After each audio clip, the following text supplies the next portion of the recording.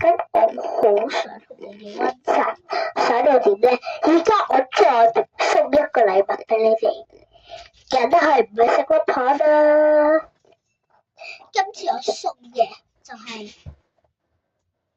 我送一樣功課俾你哋，好冇？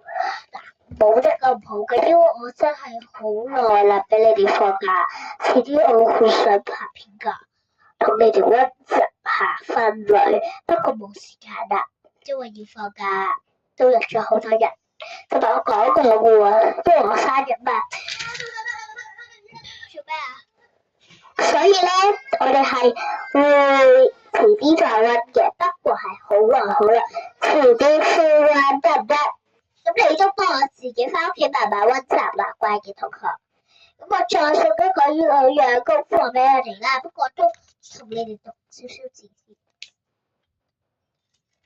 好啦，讀少少字就係咧，我哋繼續讀，不過唔係讀一同二咯喎，頭先嗰兩個，我哋係讀咩咧？我哋一齊睇。而家頭先咧，我哋嗰啲分類咧就係科學科啦，而家到人文科咯喎，人文科有咩㗎？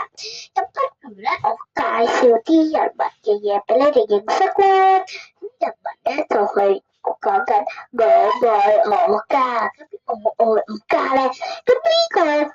我先同你哋講咗個故事先。好啦，你等陣。咁我家咧，我就同你哋講個故事。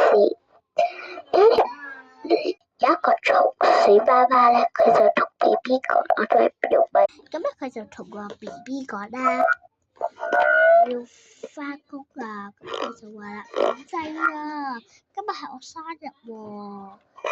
跟住松鼠媽媽就話啦，公司真係好多嘢和住等我做喎，你俾我返去一陣，嗌咗哥哥、婆婆、爸爸同你一齊慶祝㗎啦。你話我啦，我好快就返。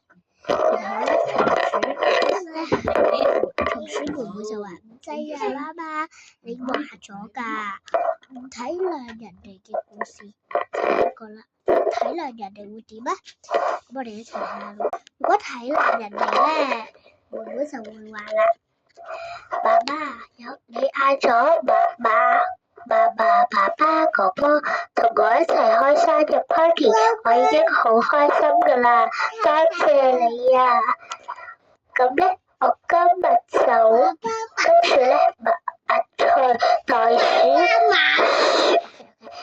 鼠媽媽就話啦，咁咧佢就話啦，你真係乖啊，我記住攞雪糕俾你食啦。